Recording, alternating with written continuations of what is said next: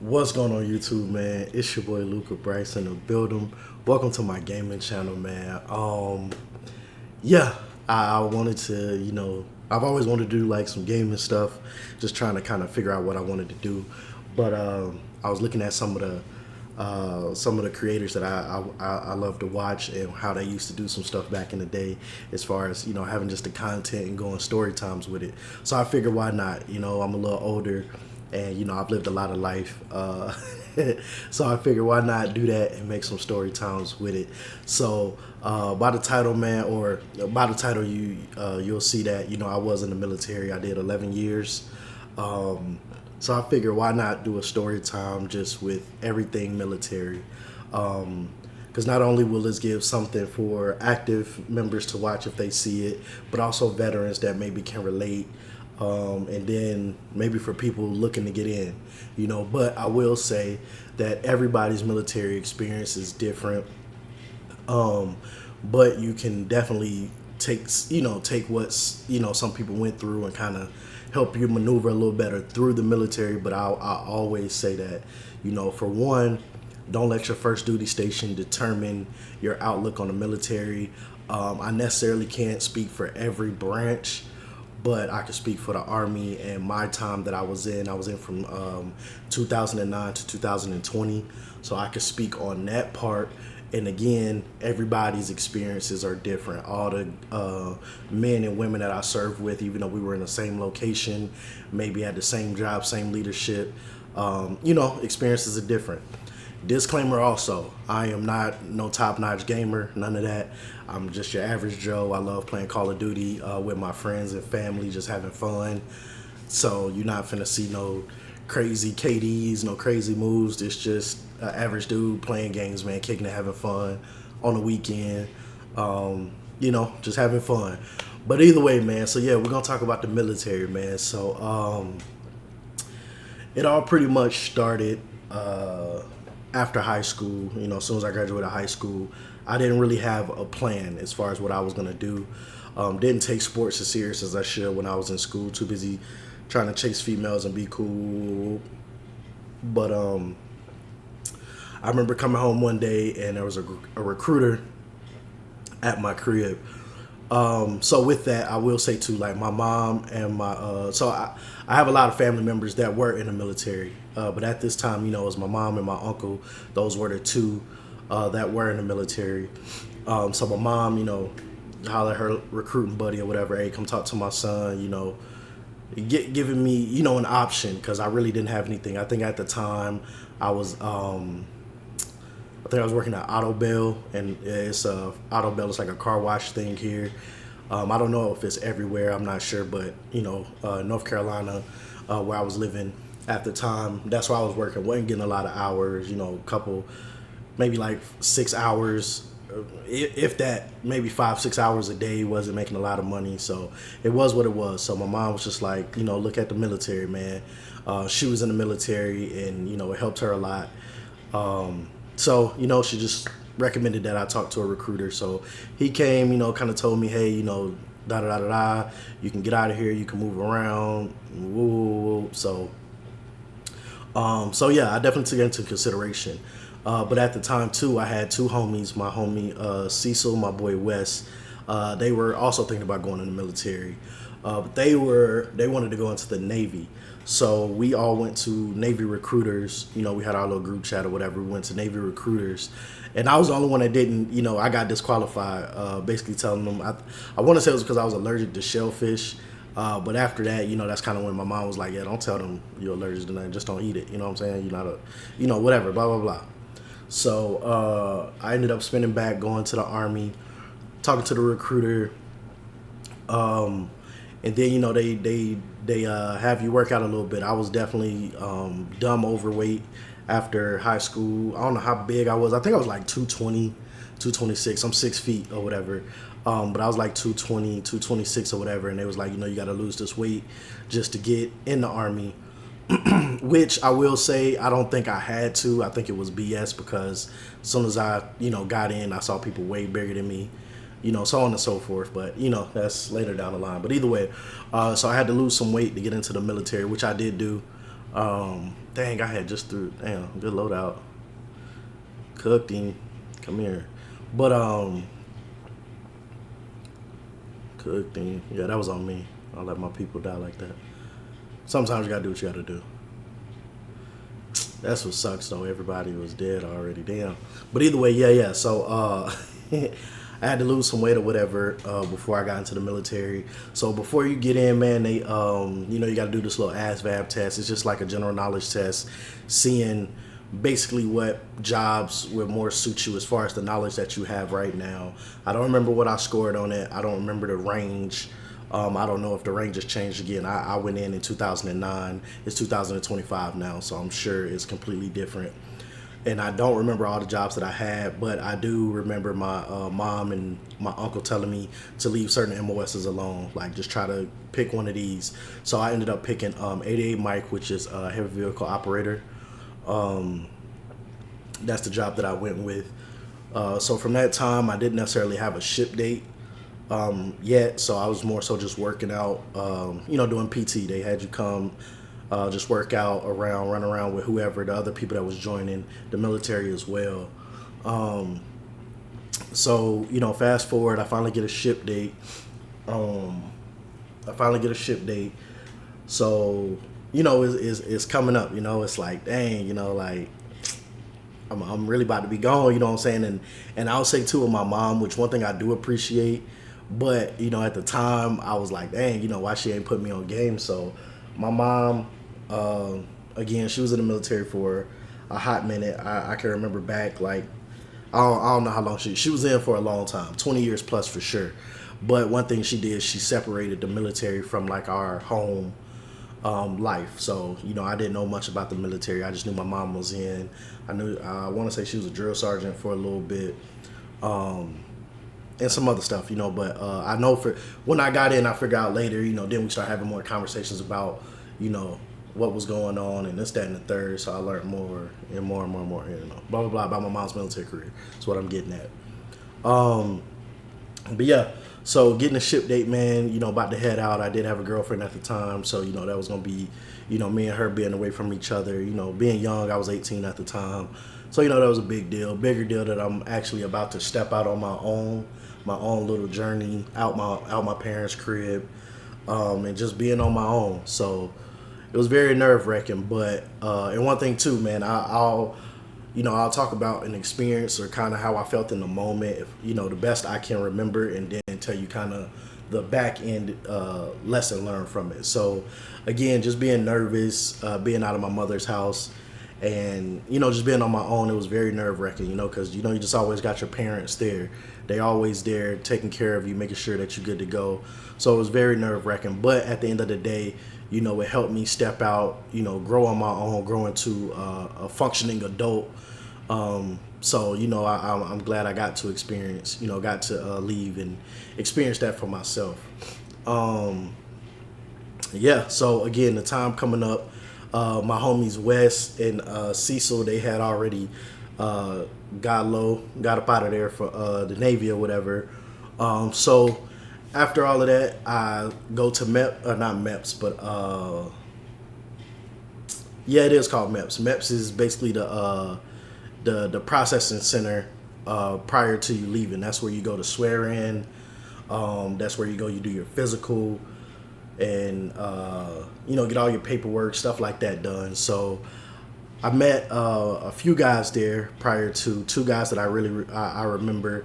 One guy was Blizzard. His name was Blizzard. I don't remember his first name. We honestly didn't keep in much contact after that.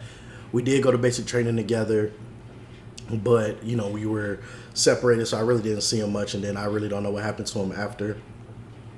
But there was one guy, Preston Moran. He actually went to the Navy. Cool dude, man, white dude, just cool as hell, man. I'll never forget this guy. We didn't necessarily stay completely in touch, like exchanging numbers and this, that, and the third, but we did keep up with each other throughout the years. Facebook, we'll come across each other, just see how things are going. I actually haven't talked to him in some years, so I might see if I can find him, reach out again. But Preston Moran, man, just a great dude. And the reason why I just remember those two, because again, just being nervous, being young, about to step out on your own, I know Preston, he was just like real positive, like, yeah, bro, we about to, we about to change our lives. We about to go do something different. We about to change our lives, da da da da. So he definitely helped me a lot. Why was I trying to pick that box up when I already had one? I be doing, see, I just be chilling, doing goofy shit. And then dropped all my armor plates. It's crazy. But yeah, but shout out to Preston. And then Blizzard, man, he was a little older. I think he was like 26, 27 at the time. So obviously more mature, lived, a lot more life than I did at the time. And he was just positive, very spiritual guy, just always talking about, just praying and knowing everything's gonna be okay. This is an experience that's gonna change your life for the better. So definitely, if I could tell anybody that wants to join the military, it is a great opportunity, man. It is a great opportunity, a great stepping stone, and you definitely can grow from this, and it's something that can change your life for the better. You know what I'm saying? So if it's something you want to do, I highly recommend joining the military. And again, everybody's experiences is different. So if someone had a horrible situation somewhere, yes, you can kind of listen to them, but don't think that that's going to be your exact. Don't think that's exactly how it's going to go for you. Everybody's situations are different at the end of the day. But yeah, so after MEPS, they go there, they put you in hotels or whatever. But I know it was people that didn't show up either. Like, I still remember like them going over the roll call roster, and some people didn't show up. They backed out, so that happens too. But I was there ready to go. Again, nervous, all of that good stuff, but ready to go and just start a new adventure, man. 18 years old, start a new adventure type stuff. So we going to the airport. I found out that I was going to Kentucky, Fort Knox, Kentucky, for basic training. I've never been on a plane before, so this was my first experience getting on a plane. Definitely nervous, 100%. But I was with Blizzard. We actually sat right beside each other, and he kind of helped me through it. He's flew plenty of times before, so he just helped me through. I think I ended up falling asleep anyway. We ended up leaving at night, from what I remember.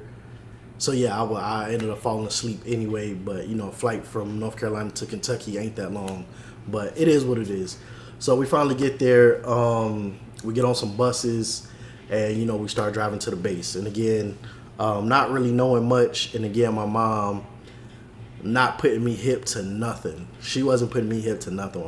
When I say my mom's let me get the complete experience of the Army and the military basic training, I got the experience. You hear me? So we get there, and I remember being on the bus, and we just driving. It's dark as hell, so they got the big lights on, and that's pretty much all you can see. You can't really see nothing else. But I remember us getting up to the reception building, and I'm all the way in the back. I'm sitting right beside Blizzard too. That's just someone I just kind of stayed with because I knew we were going to the same location. We met at MEPS, so I'm figuring like, all right, this is gonna be the dude I'm gonna be rolling with while we there. So the bus stops or whatever. A drill sergeant gets on. The drill sergeants are the guys that wear the hats with the round brims on it.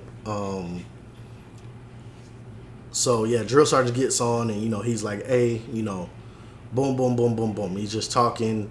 This is what's gonna happen. Y'all gonna do this. Y'all gonna do that. You're gonna get off the bus. You got this amount of time. Don't be lollygagging. Get over here. Get in line. Da da da. So initially, I'm like, bro, who the fuck he think he talking to? You know what I'm saying? That's how I'm looking at it. Like, bro, who he think he talking to? Like, he talking to me like I'm some little chump. Like, you know what I'm saying? Damn, nigga, you can be polite. You feel me? Like, that's how I'm looking at it. But looking back at it, you know what I'm saying? They set you up. They set you up to do well. Because at the end of the day, he's giving you all the tests. He's giving you all the answers to the test. This is how you keep me off your ass. This is all you got to do. You know what I'm saying? Get off the bus. Go stand over here.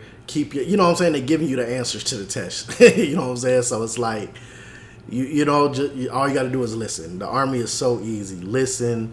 And one thing that you always hear in the Army is be in the right place, right time, right uniform. That's how you stay out of trouble. I was in the Army 11 years, never got in trouble. I got in trouble kind of a few times, but not really. Just because I always just did the right thing. I was not I didn't have no issues, none of that stuff. So either way, boom, you get off the bus, man. You get to the bro was thirsty. He hopped out the window on my goofy ass. Thirsty as hell. It's all good. But yeah, so we get off the bus, man. We go, we stand in line. Um, they just getting kind of like a head count. I don't remember everything that happened at the reception, but I do remember that. I remember going into like this big bay with all our bags and stuff, and them giving us like I don't know if they gave us PTs right then and there. I don't think they did, just because I do remember going to CIF. I remember going to CIF a little later, so I don't know if they gave, but I do know that right there we had to take off our like civilian clothes that we wore. So CIF, my bad. CIF is like the central. I forgot what it stands for. I think it's Central Issue Facility. Central Issue Facility, I think, or Clothing Issue Facility. I don't know. But basically, that's where everybody go. That's where you go get your uniform, shoes, socks, everything you got to wear. They give you the whole uniform, so you ain't even got to. And that's another thing too with the military. They just put everything in place. You don't have to think. You don't have to think about what you're supposed to wear, because they're gonna give you the uniforms. You're gonna do all of that. But I will say, I do remember them giving us the underwear. So again, I don't know if we didn't get all our uniforms right then and there. I think we just got like PTs. I think that's all we got, was like, we got like 1 or 2 PTs. Because I remember having to take all our stuff off. And I remember us having to take all our stuff off and put PTs on. And I remember looking at the underwear. We had like these. They weren't tighty whities. They were tighty whities, but they were tan. They were like tan though. The Army has like that desert tan color in a lot of our uniforms. I remember having that. I remember having that. I remember having those, and I was just like, bro, what the hell? You know what I'm saying? Like, I ain't wear these like underwear since I was a kid. But whatever, it is what it is. Was what it was.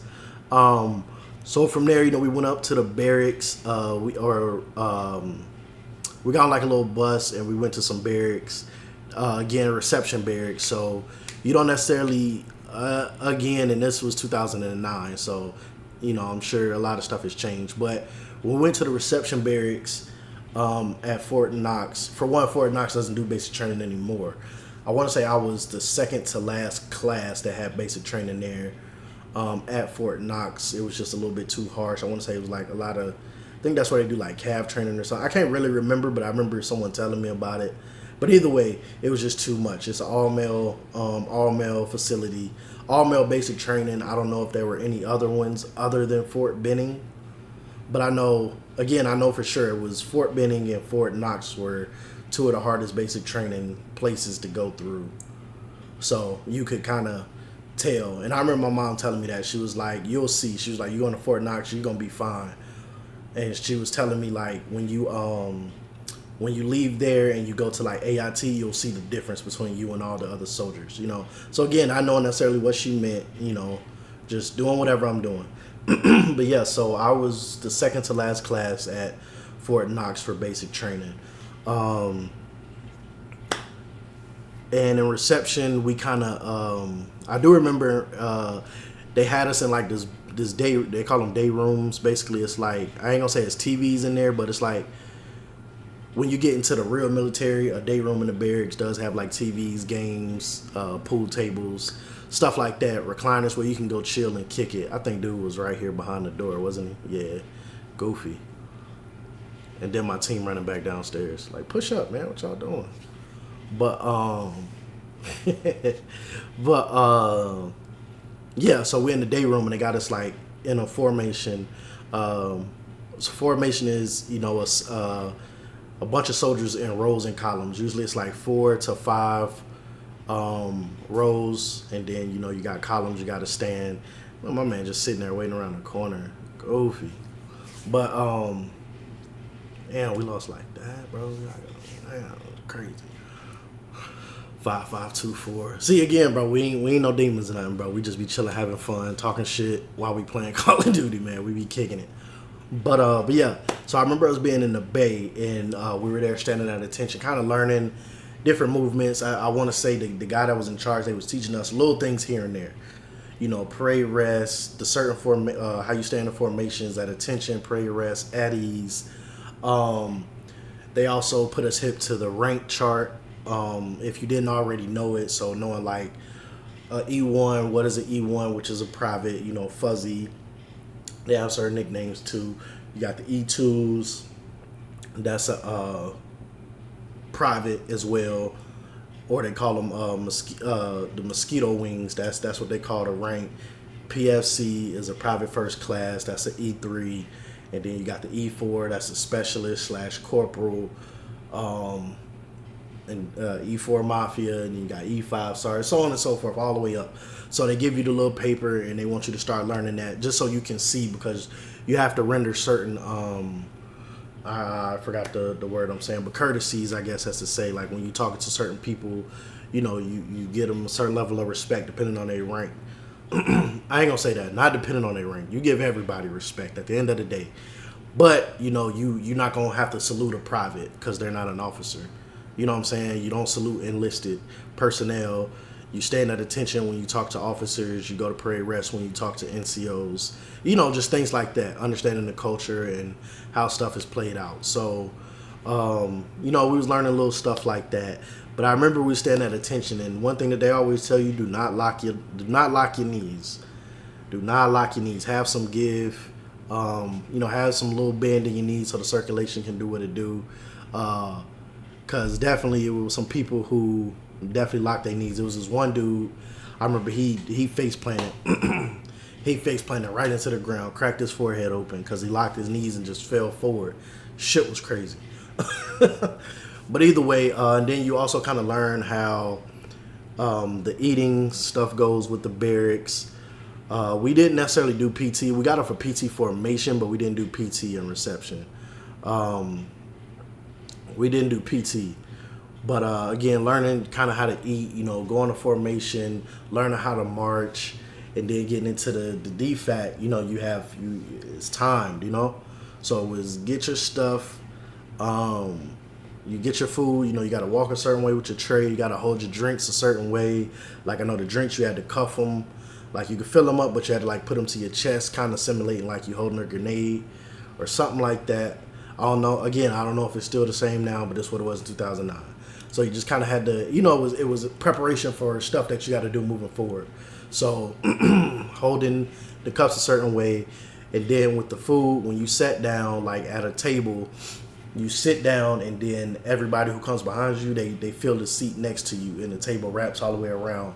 By the time someone sits down in front of you, you have to get up and move. So you got to eat your food fast. Eat it now, taste it later. That's what they always say. Eat it now, taste it later.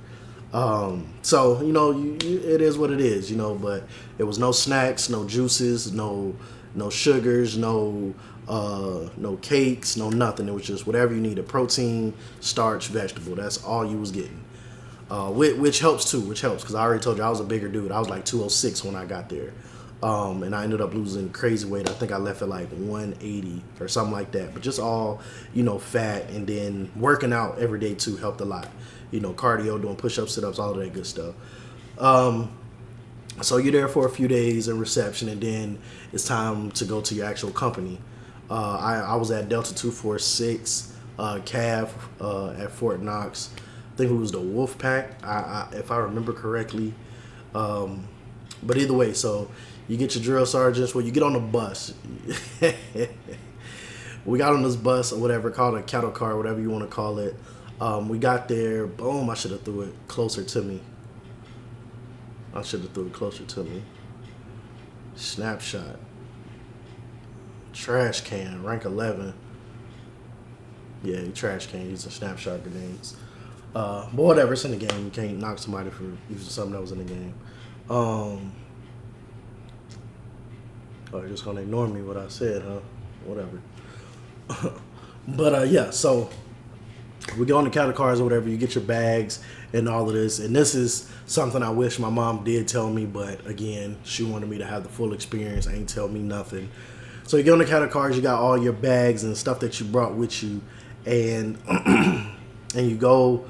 You get off, man, and this is what they call the shark attack. I don't know if they still do it now, maybe a little different how they do it, but they call it the shark attack. You get off the bus with all your bags, and like you get off on like this basketball court, you know, where it's open and you got all your stuff.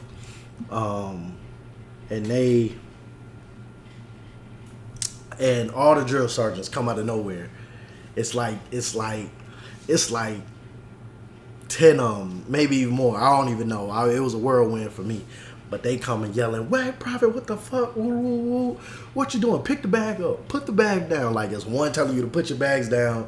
It's one telling you to pick them up. It's one asking you to say the Soldier's Creed. It's one asking you this. So it's so much going on. You know what I'm saying? And it's tearing your brain up, man. You're like, what the hell is going on? But in a sense, it's just looking back on it, it definitely helps you learn to kind of control your emotions and your reactions in chaos, if that makes sense. When it's just so much going on and stuff coming from every single angle, it's just it helps you. Again, I didn't understand it at the time, but as I grew in the military, stuff just made sense. And that's what basic training is for. Basic training is to break you down, get all of that street knowledge and stuff that you think you know out, and we're gonna build you back up as a soldier in the United States Army. You know what I'm saying? That's what it was. Yeah. So from there, you know, you get separated into your companies and platoons. You got platoons as well. Platoons are just, so you have a company. A company is, you know, Delta 2460. You got, you know, first platoon, second platoon, or however you want to call it. In basic, it's like first platoon, second platoon. So I was in, I don't know what platoon I was in, but I know I got put into this platoon. I had like three drill sergeants at the time. If I remember correctly, I had three. There was like this real tall one. Don't remember his name. He was an E7. I had two staff sergeants, E6. I can't remember one of them, but I do remember Drill Sergeant Connors, and you know, you'll hear about him. As I go, but yeah. So whatever, and we had to walk to our barracks. The barracks is basically your dorm rooms. That's where you're living. That's where you're gonna stay for the duration of basic training. He shouldn't have came downstairs. He got cooked. That's where you body shots is crazy. And who the homie pull up shooting? Goofy. Who was that? My bad, y'all. I'm just saying that. That was funny though. Purple. Oh, sick head. Her ass crazy. But yeah, so, and that's why I was saying I wish my mom told me a little bit. So I go to good loadout chest. I don't know why I didn't grab the C9 right here. I don't know. But his was decent. That's why I kept his, because, you know, it looked like he could move a little better. Or whatever. But anyway, so yeah. So this is why I was saying I wish my mom told me about this, about packing my bags for basic training.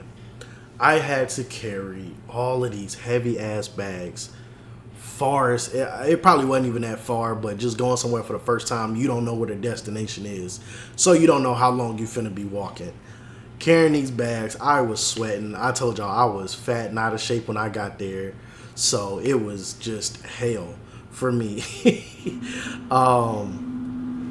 Carrying these bags, I just remember they like, don't drop them. Nah, pick them up, soldier, put them above your heads. You want to bring this, put your, you know, da-da-da-da, all this good stuff. And I will say, no, we did, and now that I'm thinking about it, we did go to CIF because I had the rucksack on. So we did go to CIF in reception. CIF, again, that's the clothing issuing facility, or central issue. I want to say it's central issuing facility. That's where we went. You go get your uniforms. You get your uniforms. You get what am I trying to say? You get your uniforms. You get your greens. You know, ACUs, whatever. What was we wearing at the time? We were wearing the digital print ACUs. We were wearing the digital prints. You get your dress uniforms, which were the greens at the time. The green uniforms. That's what we was wearing at the time. And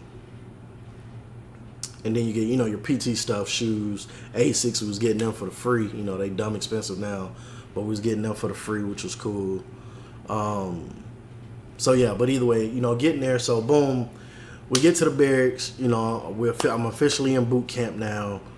Officially in boot camp. we in a red phase. So you have phases of boot camp: red phase, white phase, blue phase. And you know, as a platoon, y'all have to hit certain obstacles and complete certain objectives to get your platoon promoted to the next phase. And you want to get all the way to blue phase. Once you get to blue phase, you know, it's graduation time, you know. Or whatever the order was. I don't remember if that was the exact order, but I know red is where you start. You know, the guidon, you have the red flag, and then once you cross these certain checkpoints and time frames, you know, you get the new flag. And it's kind of, you know, it helps build the camaraderie within the platoon because y'all are working together to get here, you know. But yeah, so initially you get into the barracks, and like I said, I wish my mom told me what I could pack and what not pack, or what not to pack. I wish he told me don't pack shit at all, because you don't need shit. They're gonna give you everything you need. I wish he told me that, because I would have just went there with my cell phone and my ID card. That's what I would have, in my debit card. That's what I would have went with. But you know, I learned the hard way. You don't need all that shit, man. So if you're watching this and you're going to basic training, again, well, it's different now. I know y'all can have phones and shit now. Like, you can actually have your cell phone. For me, we couldn't. We had to, basically, they made you dump your bags, and they just went through everything, told you what you can and can't have. So they let you keep, I don't even remember what they let us keep, basically. I just know everything pretty much I had to go in the bag. You couldn't keep like workout stuff. I know like a lot of guys brought like protein powders and stuff like that. They threw all that shit away. Magazines, can't have them, threw that shit away. Pictures, I wouldn't say they threw your pictures away, but they made you put them in your bag, and you had to they put our bags in like this little basement. Now that I know now, you know, they got a storage cage, you know, a little supply room downstairs. They just put everybody's bags in there, and you just kept what you needed, which was all your Army issue gear. Damn, I hit the wall right there. I suck at sniping too, y'all, so don't get on me too crazy. But yeah, they make you take all the stuff out, man, and they put it down. I don't know how that went a headshot. Put it down underneath the barracks or whatever, down in a little storage room, the basement, whatever you want to call it, and you get that. So then we end up going up into the barracks where we're going to be staying in the bay and getting our assigned areas and bunk mates and all that good stuff. So I did say two. I thought me and Blizzard was going to be together. Blizzard ended up going to a whole nother company. That was the last time I saw Blizzard. Excuse me. I didn't see Blizzard after that, after we got to reception. We split ways at reception, and I didn't see him again. So, I got to get better at sniping, man. I could have downed him. So, yeah. Whole new unit, new basic facility, not knowing anybody. So when we go in there, there's already some guys there in uniform.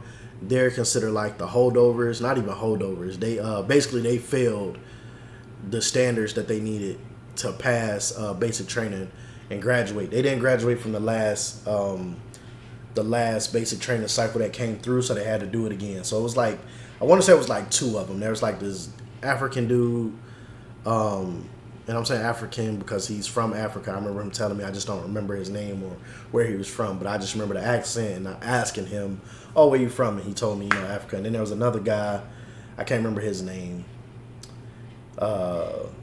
I just remember he was brolic as shit though. Like this motherfucker, you know, like them people that's just swole for no reason. Like they don't even be working out for real. That kid you grew up with that's just abbed up and just brolic. He was that dude.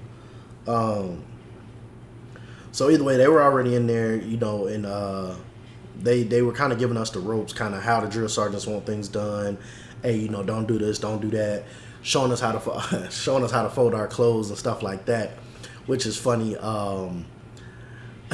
Which is funny. I remember the drill sergeant was like, "Yeah, go with them. They gonna teach you how to fold y'all clothes. Y'all start folding y'all stuff and putting it in the locker. And they gonna make sure everybody's lockers are squared away and woo." So I remember one of the guys who was like, "Hey, you know, I'm gonna show y'all how to fold a shirt. Who got a shirt? So I can show y'all." So again, just going through reception and understanding that they don't want us. Basically, their whole thing was like, look, if you're told to do something, do it fast. If we going somewhere, drill sergeant call you, you need to be running. Don't be walking.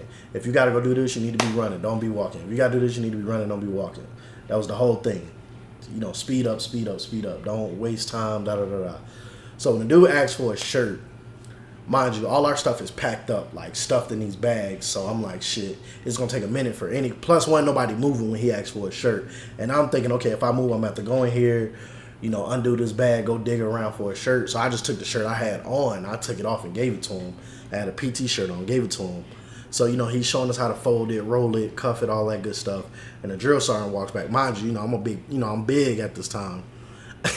My drill sergeant walks back there. I don't remember his name, but I know he was German. He walked back there and he like, "Where's your shirt, fat ass?" I remember him saying, I was like, "Oh, drill sergeant, I gave it to him. He's showing us how to fold it." He was like, "Why didn't you just grab a shirt out of your thing?" And I was like, "I don't know, drill sergeant. I don't know." He's like, "Put a shirt on, fat ass." He kept calling me fat ass. But it was just, I was a fat ass at the time. It was what it was. But yeah, so whatever, we ended up, learning how to fold everything, and then we get our bunks. And they have bunk beds, so you sleep in the bay. The bay is just a big open room, and they got bunk beds plus 2 lockers on either side of the room, lined up all the way down. So I'm not in the first set of bunk beds. I think I'm in the second or third, probably the second one from the door where the drill sergeants come in. And I get paired up with this guy. His name is Borglet, Martin Borglet. That was my guy, man. Battle buddy Borglet. That was my guy. He, I forgot exactly what country he's from, but he's from Europe as well. He was older too. I want to say he was like 32, 33 at the time. I'm 18.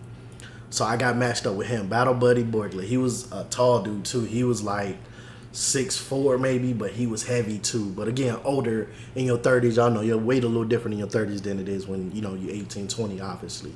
For some people, I do know some people now that's in their mid 30s and they just as small as they was when they was 18. Power to them. But yeah, so I linked up with Borglet, man, and shout out to Borglet, man. Me and him, we locked in as friends. Which is what you have to do, man. You have to, because you by yourself out there. I told you, you don't get to talk to your parents. You don't get to talk to nobody. I think we only got maybe 3 phone calls in basic training. I want to say we got a phone call like my second week at basic training. No, you got a call when you got there to let your people know that you're okay. And then I got a call on Valentine's Day, I want to say. Like Valentine's Sunday. I don't know if it was the exact day or whatever, but I remember that. And then you got a call right before graduation to, call your parents, see if they're going to be there, and this, that, and the third, making sure that everything was cool. But whatever, that's neither here nor there. But yeah, so you there by yourself, man. You a whole new journey. Again, I'm 18 years old. No family, no friends. My girlfriend back there, and I'm in this place. All these dudes. It is what it is, So me and Borglet, we locked in, man. We had a great bond. We kept in touch after basic training for a while. It's been some years since I talked to him too, but he was a great dude, man. I got to learn about him, learn about his kids, his wife. I didn't have all of those things at the time, but just talking to him, man, and he kind of took me under his wing. Like his little homie, we just got through stuff together. And we also was challenging each other on weight loss. Me and him was going at it the whole time, which I want to say I ended up losing the most weight, but he lost a lot of weight too. And that, just getting healthy and fit while we're in basic training. So, yeah, man, that's going to do it for this video. I appreciate y'all just listening. If you enjoyed the story time thus far, leave a comment. If you are in the military, were in the military, leave me a comment down below. Let me know your MOS, where you went to basic training, where you went to AIT, and where you stationed at now. And this is just episode 1, man. We're gonna keep going. We're gonna keep going with this. I got a lot of, I don't know why I did that. But either way, it is what it is, man. Yeah, so we just, I'm gonna keep going with the story time. We're gonna keep talking. So that was just the initial me getting to Fort Knox, Kentucky, going through MEPS, going through reception, and finally making it to basic training. So just tune in for the next video. We're gonna start at the beginning of the basic training. We're gonna work our way through it and just keep going with these story times, man. So again, if you enjoyed it, man, like, comment, subscribe, share it with a friend too, man. I'll catch y'all on the next one.